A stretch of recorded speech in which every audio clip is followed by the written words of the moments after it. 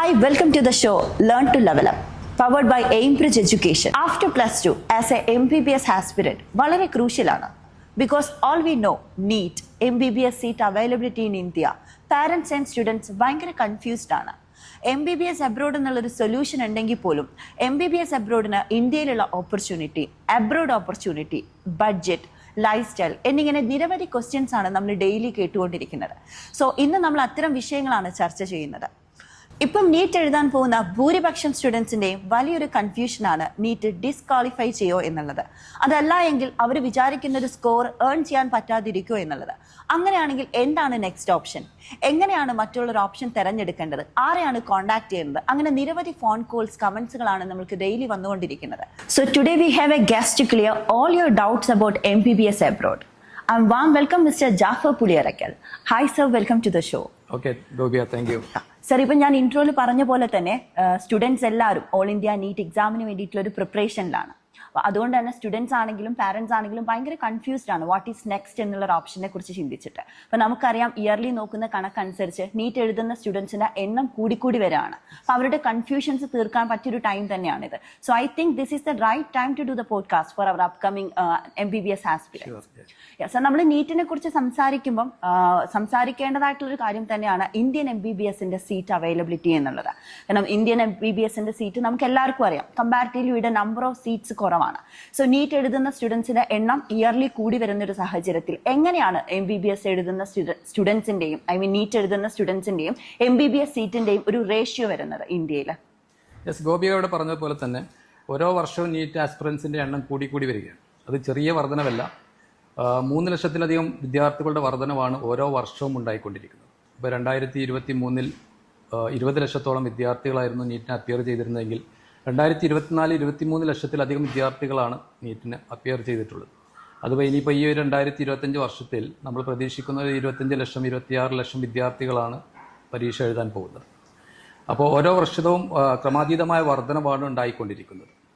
അപ്പോൾ തീർച്ചയായിട്ടും ഇന്ത്യയിൽ ഒരു MBBS പഠിക്കാൻ ആഗ്രഹിക്കുന്ന അല്ലെങ്കിൽ ഡോക്ടറാകാൻ ആഗ്രഹിക്കുന്ന ഒരു നീറ്റ് ആസ്പിറൻറ്റിനെ സംബന്ധിച്ചിടത്തോളം ഇന്ത്യയിലെ സാധ്യതകളെക്കുറിച്ച് തീർച്ചയായും അറിഞ്ഞിരിക്കേണ്ടതുണ്ട്. ഇപ്പോൾ 2024 നീറ്റ് എക്സാമിന് രജിസ്റ്റർ ചെയ്തിട്ടുണ്ടായിരുന്നത് 24,06,000 വിദ്യാർത്ഥികളാണ്. അതിൽ നിന്നും 23,30,000 വിദ്യാർത്ഥികളാണ് നീറ്റിന് അപ്പിയർ ചെയ്തിട്ടുണ്ടായിരുന്നത്. അതിൽ തന്നെ 13,16,000 വിദ്യാർത്ഥികൾ നീറ്റ് ക്വാളിഫൈ ചെയ്യുകയുണ്ടായി. ഈ വിദ്യാർത്ഥികളിൽ തന്നെ ഏകദേശം 80,000-ലധികം വരുന്ന വിദ്യാർത്ഥികൾ 600 മാർക്കിന് മുകളിൽ സ്കോർ ചെയ്തിട്ടുള്ള വിദ്യാർത്ഥികളാണ്. എന്നാൽ യഥാർത്ഥത്തിൽ ഇന്ത്യയിൽ അവൈലബിൾ ആയിട്ടുള്ള MBBS സീറ്റുകൾ എന്ന് പറയുന്നത് ഇപ്പോൾ കഴിഞ്ഞ വർഷം അധികരിപ്പിച്ച സീറ്റ് കൂടി നമ്മൾ പരിഗണിക്കുമ്പോൾ ഏകദേശം 1,10,000-ന് താഴെ സീറ്റ് മാത്രമേ ഇന്ത്യയിൽ അവൈലബിൾ ആയിട്ടുള്ളൂ. ഇപ്പോൾ കഴിഞ്ഞ വർഷം 3rd അലോട്ട്മെൻറ്റ് വന്ന സമയത്ത് ഗവൺമെൻറ് മെഡിക്കൽ കോളേജുകളിൽ മെറിറ്റ് സീറ്റിൽ 675 മാർക്ക് കിട്ടിയ കുട്ടിക്കാണ് ലാസ്റ്റ് അഡ്മിഷൻ നടന്നിട്ടുള്ളത്. അതേപോലെ തന്നെ SC റിസർവ്ഡ് കാറ്റഗറിയിലാണെങ്കിൽ SC വിഭാഗത്തിൽ 533 മാർക്ക് വാങ്ങിയ കുട്ടിക്കാണ് അഡ്മിഷൻ ലഭിച്ചിട്ടുള്ളത്. ഇപ്പോൾ ഇനി സെൽഫ് ഫിനാൻസിങ് സെക്ടറിലേക്ക് പോവുകയാണെങ്കിൽ ഏകദേശം 578 മാർക്ക് വാങ്ങിയിട്ടുള്ള കുട്ടിക്കാണ് ലാസ്റ്റ് അഡ്മിഷൻ കിട്ടിയിട്ടുള്ളത്. അതേപോലെ തന്നെ SC വിഭാഗത്തിൽ 497 മാർക്ക് വാങ്ങിയിട്ടുള്ള കുട്ടിക്കാണ് അഡ്മിഷൻ കിട്ടിയിട്ടുള്ളത്. ഓക്കെ സർ, അപ്പൊ ഇങ്ങനത്തെ ഒരു സാഹചര്യത്തിൽ MBBS അല്ലെങ്കിൽ ഒരു ഡോക്ടർ ആവണം എന്ന് അതിയായി ആഗ്രഹിക്കുന്ന ഒരു സ്റ്റുഡന്റിനെ സംബന്ധിച്ചിടത്തോളം എന്തൊക്കെ ഓപ്ഷൻസ് ആണ് ആൾക്കാരുടെ ഡ്രീം അച്ചീവ് ചെയ്യാൻ വേണ്ടിയിട്ട് നമുക്ക് വരുന്നത്? ഒരു MBBS ഡോക്ടർ ആവാൻ വേണ്ടി എന്തൊക്കെ ഓപ്ഷൻസ് ആണ് വരുന്നത്? ഓക്കെ, ഞാൻ മനസ്സിലാക്കിയിടത്തോളം നീറ്റ് ആസ്പിറന്റിന്റെ മുമ്പിൽ ഒരു 4 ഓപ്ഷൻസ് ആണ് അവൈലബിൾ ആയിട്ടുള്ളത്. ഫസ്റ്റ് ഓഫ് ഓൾ, ഒന്ന് നമ്മുടെ ഇന്ത്യയിൽ തന്നെ ഗവൺമെന്റ്, പ്രൈവറ്റ്, സെൽഫ് ഫിനാൻസിങ് സെക്ടറിൽ അഡ്മിഷൻ കരസ്ഥമാക്കുക എന്നുള്ളത് തന്നെയാണ്. പിന്നീട് വരുന്നത് ഒരു ഓപ്ഷൻ എന്ന് പറയുന്നത് ഇന്ത്യയിൽ അഡ്മിഷൻ ലഭിച്ചിട്ടില്ലെങ്കിൽ തീർച്ചയായിട്ടും അബ്രോഡ് അഡ്മിഷൻ കരസ്ഥമാക്കുക എന്നുള്ളതാണ്. പിന്നീട് കുട്ടികളൊക്കെ സാധാരണ ചെയ്തു വരുന്നത് നീറ്റ് റിപ്പീറ്റിന് പോവുക എന്നുള്ളതാണ് മറ്റൊരു ഓപ്ഷൻ ആയിട്ടുള്ളത്. ഇതുമല്ലാതെ ഉള്ളൊരു ഓപ്ഷൻ എന്ന് പറയുന്നത് തങ്ങളുടെ ഡ്രീം ഉപേക്ഷിച്ചുകൊണ്ട് മറ്റു പാരാമെഡിക്കൽ കോഴ്സുകളിലേക്കും അതുപോലെ തന്നെ മറ്റ് കോഴ്സുകളിലേക്കും ഒക്കെ നീങ്ങുക എന്നുള്ളതാണ് നമ്മൾ കണ്ടുവരുന്നത്. അപ്പോൾ ഇതിൽ ഞാൻ പറഞ്ഞ ഈ ഫസ്റ്റ് ഓപ്ഷൻ എന്ന് പറയുന്നത് ഗവൺമെൻറ് മെഡിക്കൽ കോളേജിൽ ഞാൻ നേരത്തെ പറഞ്ഞു 675 മാർക്ക് കരസ്ഥമാക്കിയ കുട്ടിക്കാണ് കഴിഞ്ഞ വർഷം 3rd അലോട്ട്മെൻറ്റിൽ സീറ്റ് കരസ്ഥമാക്കാൻ സാധിച്ചിട്ടുള്ളത്. അതുപോലെ തന്നെ നമ്മൾ സെൽഫ് ഫിനാൻസിങ് സെക്ടറിലേക്ക് വരികയാണെങ്കിൽ 578 മാർക്ക് വാങ്ങിയിട്ടുള്ള കുട്ടിക്കാണ് അഡ്മിഷൻ കിട്ടിയിട്ടുള്ളത്. ഈ സെൽഫ് ഫിനാൻസിങ് സെക്ടറിനെ സംബന്ധിച്ചിടത്തോളം ഏകദേശം ഒരു 7-8 ലക്ഷം രൂപയോളം ഇവർ വർഷത്തിൽ ട്യൂഷൻ ഫീസായിട്ട് മാത്രം നൽകേണ്ടതുണ്ട്. അതിന് പുറമെ അവരുടെ ഹോസ്റ്റൽ അതുപോലെ തന്നെ മറ്റു ചെലവുകളും വരുമ്പോൾ ഏകദേശം ഒരു 8-10 ലക്ഷം രൂപ ട്യൂഷൻ ഒരു വർഷത്തിൽ അവർക്ക് എക്സ്പെൻസ് വരുന്നുണ്ട്. ഇനിയിപ്പം നമ്മൾ പ്രൈവറ്റ് സെക്ടറിലേക്ക് വരികയാണെങ്കിൽ പ്രൈവറ്റ് സെക്ടറിൽ നമുക്കറിയാം ട്യൂഷൻ ഫീസിന് പുറമെ വലിയൊരു സംഖ്യ അവർ ഡൊണേഷനായിട്ട് നൽകേണ്ടതുണ്ട്. അപ്പോൾ നമ്മൾ ഏകദേശം ഒരു ബഡ്ജറ്റ് വരുന്നത് ഒരു 80 ലക്ഷം മുതൽ 1.5 CR വരെ നമുക്ക് ഈ പ്രൈവറ്റ് സെക്ടറിൽ സീറ്റ് ലഭിക്കണമെങ്കിൽ നമ്മൾ സ്പെൻഡ് ചെയ്യേണ്ടതായിട്ടുണ്ട്. അപ്പോൾ ഈ കുട്ടികളെ സംബന്ധിച്ചിടത്തോളം ഒന്നുകിൽ ഹൈ ടാലന്റഡ് ആയിട്ടുള്ള കുട്ടികൾക്കാണ്, അതല്ല എന്നുണ്ടെങ്കിൽ ഫിനാൻഷ്യലി അത്രയും ഫിറ്റായിട്ടുള്ള കുട്ടികൾക്കാണ് യഥാർത്ഥത്തിൽ ഇന്ന് ഇന്ത്യയിൽ MBBS അഡ്മിഷൻ അവസരം ലഭിച്ചുകൊണ്ടിരിക്കുന്നത്. ഓക്കെ, ഇപ്പൊ നമ്മൾ സംസാരിച്ചതനുസരിച്ച് സാറ് പറഞ്ഞൊരു കണക്ക് നോക്കുമ്പോൾ ഇന്ത്യയിൽ അത്രത്തോളം MBBSനുള്ള സീറ്റ് അവൈലബിലിറ്റി കുറവാണ്. എക്സ്പെഷ്യലി നമ്മൾ നീറ്റ് എഴുതുന്ന സ്റ്റുഡൻസുമായിട്ട് കമ്പയർ ചെയ്യുന്ന സമയത്ത് നമ്പർ ഓഫ് സീറ്റ്സ് നമുക്ക് ഇന്ത്യയിൽ കുറവാണ്. അപ്പൊ ഈ ഒരു സാഹചര്യത്തിൽ നീറ്റ് റിപ്പീറ്റ് എന്നൊരു ഓപ്ഷൻ എടുക്കുമ്പോൾ അത് എത്രത്തോളം പോസിബിൾ ആണ്? ഇങ്ങനെ ചെയ്യുന്നത് കൊണ്ട് എത്രത്തോളം നമുക്ക് പോസിബിൾ ആണ് ആ ഒരു കാര്യം? നീറ്റ് റിപ്പീറ്റ് എന്നുള്ള ഒരു ഓപ്ഷൻ എടുക്കുന്നത് ഉചിതമായിട്ടുള്ളൊരു തീരുമാനമാണോ? യെസ്, തീർച്ചയായിട്ടും ഇത്തരം ഓരോ വർഷവും നീറ്റ് ആസ്പിറൻസിൻ്റെ എണ്ണം കൂടി വരാനുള്ള ഒരു പ്രധാന കാരണം തന്നെ ഈ നീറ്റ് റിപ്പീറ്റിന് പോകുന്ന കുട്ടികളുടെ എണ്ണം വർദ്ധിക്കുന്നത് കൊണ്ടാണ്. ഇപ്പോൾ നമുക്ക് തന്നെ അറിയാം, നമ്മുടെ അടുത്ത് തന്നെ 1, 2, 3 വർഷമൊക്കെ റിപ്പീറ്റ് ചെയ്തതിന് ശേഷം MBBS അബ്രോഡ് എന്ന ഓപ്ഷൻ അന്വേഷിച്ച് വരുന്ന ഒരുപാട് വിദ്യാർത്ഥികളുണ്ട്. അപ്പോൾ ഈ വിദ്യാർത്ഥികളെ സംബന്ധിച്ചിടത്തോളം അവരുടെ യഥാർത്ഥത്തിൽ അവരുടെ അക്കാഡമിക് ലൈഫിൽ നിന്ന് 3 വർഷം അവർക്ക് നഷ്ടപ്പെടുക. അപ്പോൾ MBBS അബ്രോഡ് എടുക്കാൻ നേരത്തെ തന്നെ ഒരു ഡിസിഷൻ എടുത്തിരുന്നുവെങ്കിൽ യഥാർത്ഥത്തിൽ 3 വർഷം കൂടി കഴിഞ്ഞാൽ അവർ MBBS പഠനം കഴിഞ്ഞ് ഇറങ്ങുമായിരുന്നു. അപ്പോൾ അതുകൊണ്ട് തന്നെ ഇവരുടെ ഇതിന് പുറമെ ഇവർ ഇത്തരം കോച്ചിങ് സെന്ററുകളിൽ വലിയ ഭീമമായൊരു തുക ഇതിനു വേണ്ടി ചെലവഴിക്കുന്നുണ്ട്. അപ്പോൾ സാമ്പത്തികമായിട്ടും വലിയൊരു നഷ്ടം അവർക്ക് വരുന്നുണ്ട്. അപ്പോൾ എനിക്ക് പറയാനുള്ളത് ഇവരെ സംബന്ധിച്ചിടത്തോളം റൈറ്റ് ടൈമിൽ റൈറ്റ് ഡിസിഷൻ എടുക്കുക എന്നുള്ളത് നീറ്റ് ആസ്പിറൻസിനെ സംബന്ധിച്ചിടത്തോളം വളരെ നിർണായകമായിട്ടുള്ള ഒരു കാര്യമാണ്. ഇപ്പം നീറ്റ് അല്ല എന്നുണ്ടെങ്കിൽ ഇപ്പൊ സ്റ്റുഡൻസിനെ സംബന്ധിച്ചിടത്തോളം നെക്സ്റ്റ് ഒരു ഓപ്ഷൻ അവരുടെ ഡ്രീം അച്ചീവ് ചെയ്യാനുണ്ടെങ്കിൽ ഡെഫിനറ്റ്ലി അബ്രോഡ് തന്നെയാണ്. അപ്പോൾ അബ്രോഡ് ഒരു MBBS നമ്മൾ ചൂസ് ചെയ്യുന്ന സമയത്ത് എങ്ങനെയാണ് അബ്രോഡ് MBBSും ഇന്ത്യൻ MBBSും തമ്മിലുള്ള ഒരു ക്ലാസിഫിക്കേഷൻ നമുക്ക് ചെയ്യാൻ പറ്റുന്നത്? ഒരു ഡിഫറൻഷിയേറ്റ് ചെയ്യുന്ന സമയത്ത് എന്തൊക്കെയാണ് അവിടെ ഒരു ഡിഫറൻസ് വരുന്നത്?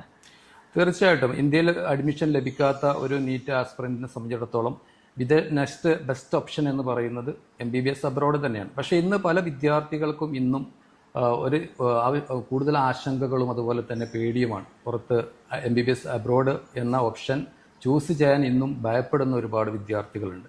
യഥാർത്ഥത്തിൽ നമ്മളെടുത്ത് പരിശോധിക്കുമ്പോൾ ഇപ്പോൾ വിദേശത്തെ MBBS പഠനം എന്ന് പറയുമ്പോൾ ഇപ്പോൾ നമ്മുടെ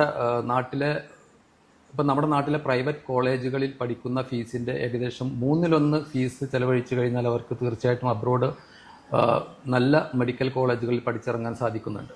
അതുപോലെ തന്നെ അവർക്ക് world class education, quality of education പരിശോധിക്കുമ്പോൾ വേൾഡ് ക്ലാസ് എഡ്യൂക്കേഷൻ അവർക്ക് ലഭിക്കുന്നുണ്ട്. അതുപോലെ തന്നെ നമ്മുടെ നാട്ടിലുള്ള പ്രൈവറ്റ് മെഡിക്കൽ കോളേജുകളുടെ അല്ലെങ്കിൽ ഗവൺമെൻറ് മെഡിക്കൽ കോളേജുകളുടെ ഇൻഫ്രാസ്ട്രക്ചറും കാര്യങ്ങളും എടുത്ത് പരിശോധിക്കുമ്പോൾ അതിന് തുല്യമായ അല്ലെങ്കിൽ അതിനേക്കാൾ മുകളിൽ നിൽക്കുന്ന രീതിയിലുള്ള നല്ല ഇൻഫ്രാസ്ട്രക്ചറുകളാണ് നമുക്ക് വിദേശത്തുള്ള മെഡിക്കൽ കോളേജുകളിൽ നമുക്ക് കാണാൻ സാധിക്കുന്നത്. അപ്പോൾ ഇതിനൊക്കെ പുറമെ ഇവരെ സംബന്ധിച്ചിടത്തോളം ഇവർക്ക് നല്ലൊരു ഗ്ലോബൽ എക്സ്പോഷർ, അത് ഇന്ത്യയിൽ കിട്ടാത്തതാണ്. ഒരു ഗ്ലോബൽ എക്സ്പോഷർ ഇവർക്ക് കിട്ടുന്നുണ്ട്. ഇവരെ സംബന്ധിച്ചിടത്തോളം ഇപ്പോൾ ലാംഗ്വേജ് വൈസിലാണെങ്കിലും അതുപോലെ തന്നെ ഇപ്പോൾ നിരവധി രാജ്യങ്ങളിലെ വിദ്യാർത്ഥികളാണ് യഥാർത്ഥത്തിൽ ഇവിടെ കൂടെ പഠിക്കുന്നത്. അപ്പോൾ ആ സമയത്ത് വ്യത്യസ്തമായ കൾച്ചർ, അതുപോലെ തന്നെ അവരുടെ പേഴ്സണാലിറ്റി ഡെവലപ്മെൻറ്റിലൊക്കെ നമുക്ക് വളരെ വലിയ മാറ്റങ്ങൾ നമുക്ക് കാണാൻ സാധിക്കുന്നുണ്ട്. പിന്നെ ഒരു വലിയ കൺസേൺ പറയാറുള്ളത് ക്ലിനിക്കൽ എക്സ്പീരിയൻസിൻ്റെ കാര്യത്തിൽ. വിദേശത്ത് പിന്നെ പേഷ്യൻസിൻ്റെ ഫ്ലോ ഒക്കെ കുറവായതുകൊണ്ട് ക്ലിനിക്കൽ എക്സ്പീരിയൻസ് കുറവാണ് എന്നൊക്കെയുള്ള ആശങ്കകളൊക്കെ പലപ്പോഴും വിദ്യാർത്ഥികൾ പറയാറുണ്ട്. എന്നാൽ യഥാർത്ഥത്തിൽ ഇപ്പോൾ NMCയുടെ പുതിയ ഗൈഡ് ലൈൻസ് പ്രകാരം 12 വർഷത്തെ ക്ലിനിക്കൽ എക്സ്പീരിയൻസ് ഇൻറ്റേൺഷിപ്പ് നിർബന്ധമായിട്ടും അവർ വിദേശത്ത് ചെയ്യേണ്ടതുണ്ട്. അതിന് പുറമെ അവർ നാട്ടിൽ വന്നതിന് ശേഷം 12 മാസത്തെ ക്ലിനിക്കൽ ഇൻറ്റേൺഷിപ്പ് അവർ നാട്ടിലും ചെയ്യേണ്ടതുണ്ട്. അതായത് ടോട്ടൽ അവർ 24 മാസത്തെ ഇൻറ്റേൺഷിപ്പ് ക്ലിനിക്കൽ എക്സ്പീരിയൻസ് അവർക്ക് ലഭിക്കുന്നുണ്ട്. ഇതിനൊക്കെ പുറമെ വിദേശത്തെ യൂണിവേഴ്സിറ്റികളിൽ 2ാമത്തെ വർഷം മുതൽ തന്നെ ഇവർക്ക് ക്ലിനിക്കൽ പ്രാക്ടീസ് സ്റ്റാർട്ട് ചെയ്യുന്നുണ്ട്. അപ്പോൾ ഇത്തരം ആശങ്കകളൊക്കെ സത്യത്തിൽ ഇത്തരം ആശങ്കകളുടെയൊക്കെ ഒന്നും അടിസ്ഥാനമില്ല എന്നുള്ളത് നമുക്ക് മനസ്സിലാക്കാൻ സാധിക്കുന്നു. തീർച്ചയായിട്ടും. അപ്പം അതേപോലെ തന്നെ ഇപ്പം നമ്മൾ എത്ര ഫോർവേഡഡ് ആണെന്ന് പറഞ്ഞു കഴിഞ്ഞാലും പാരൻസിനെ സംബന്ധിച്ചിടത്തോളം ഭയങ്കര കൺസേൺ ഉള്ള ഒരു കാര്യമാണ് സേഫ്റ്റി ആൻഡ് സെക്യൂരിറ്റി എന്ന് പറയുന്നത്. സോ അബ്രോഡ് എന്ന് പറയുന്ന ഒരു ഓപ്ഷൻ എടുക്കാൻ പലരെയും അവിടെ നമുക്കൊരു ഗ്യാപ്പ് വരുന്നത് എന്താണെന്ന് വെച്ചാൽ ഈ സേഫ്റ്റി ആൻഡ് സെക്യൂരിറ്റിയുടെ ഒരു കൺസേൺ പാരൻസിന്റെ ഉള്ളിലുള്ളത് കൊണ്ടാണ്. എങ്ങനെയാണ് അബ്രോഡ് കൺട്രീസ് നമുക്ക് സേഫ്റ്റി ആൻഡ് സെക്യൂരിറ്റി ഉറപ്പ് കൊടുക്കുന്നത്? ഇപ്പോൾ സേഫ്റ്റിയുടെ കാര്യം പറയുമ്പോൾ നമുക്കിപ്പം നമ്മുടെ നാട്ടിലൊക്കെ ഈ പ്രസൻറ്റ് സിറ്റുവേഷൻ നമുക്ക് വളരെ വ്യക്തമായിട്ട് അറിയാം. ഇന്നിപ്പം ചാനലുകളിലാണെങ്കിലും മാധ്യമങ്ങളിലും ഒക്കെ ചർച്ച ചെയ്യപ്പെടുന്നത് നമ്മുടെ നാട്ടിലെ സേഫ്റ്റിയും സെക്യൂരിറ്റിയെയും കുറിച്ച് തന്നെയാണ്. ഇപ്പോൾ നമ്മുടെ നാട്ടിലെ യഥാർത്ഥത്തിൽ ഒരു പാരൻറ്റിനെ സംബന്ധിച്ചിടത്തോളം അവർക്ക് ബാംഗ്ലൂരിലോ അല്ലെങ്കിൽ ഡൽഹിയിലോ ഒക്കെയുള്ള ഒരു കോളേജിൽ നമ്മുടെ ഒരു സ്റ്റുഡൻറ്റിനെ തൻ്റെ മകളെ പറഞ്ഞയക്കാൻ സത്യത്തിൽ ധൈര്യമില്ല. ഇപ്പോൾ അങ്ങോട്ട് പോകേണ്ട നമ്മുടെ സ്വന്തം കേരളത്തിൽ തന്നെ ഏതെങ്കിലും ഒരു ഹോസ്റ്റലുകളിൽ സ്വന്തം മകളെ പറഞ്ഞയക്കാൻ ഇന്ന് പേരൻസിന് സത്യത്തിൽ ധൈര്യമില്ലാത്തൊരു സാഹചര്യമാണ്. കാരണം പല രീതിയിലുള്ള ഇപ്പം നമുക്കറിയാം, ഇപ്പോൾ ലഹരിയുടെയും അതുപോലെ തന്നെ ഹോസ്റ്റലുകളിൽ നടന്നുകൊണ്ടിരിക്കുന്ന റാഗിങ്ങും ഇതുപോലെയുള്ള ഒരുപാട് കൺസേൺസ് നമ്മുടെ നാട്ടിൽ വരുന്നുണ്ട്.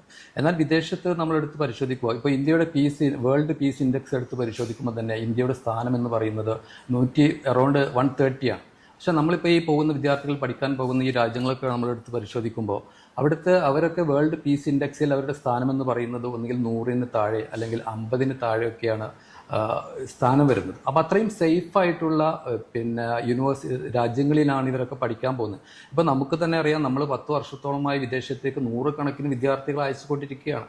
ഇപ്പോൾ ഇത്രയും കാലത്തിനിടയ്ക്ക് നമുക്ക് അങ്ങനെ ഒരു മേജർ സെക്യൂരിറ്റി കൺസേൺ, ഒരു സേഫ്റ്റി കൺസേൺ ഇത്രയും കാലത്തിനിടയ്ക്ക് അതും കൂടുതലായിട്ട് നമ്മൾ പറഞ്ഞയക്കുന്നത് പെൺകുട്ടികളെയാണ്. എന്നിട്ട് പോലും നമുക്ക് അത്തരത്തിലുള്ള ഒരു സേഫ്റ്റി കൺസേൺ ഇത്രയും കാലത്തിനിടയ്ക്ക് നമുക്ക് ഉണ്ടായിട്ടില്ല. ഓക്കെ, അത് നല്ലൊരു കാര്യം തന്നെയാണ്. കാരണം അബ്രോഡ് പോലത്തെ രാജ്യങ്ങളിലേക്ക് പോകുന്ന സമയത്ത് സ്റ്റുഡൻസ് എല്ലാം ഇന്ത്യനെക്കാട്ടും സേഫ് ആണെന്ന് പറയുമ്പോൾ പാരന്റ്സിനെ സംബന്ധിച്ചിടത്തോളം അതിൽ കൂടുതലൊന്നും ഇല്ല അവർക്ക്.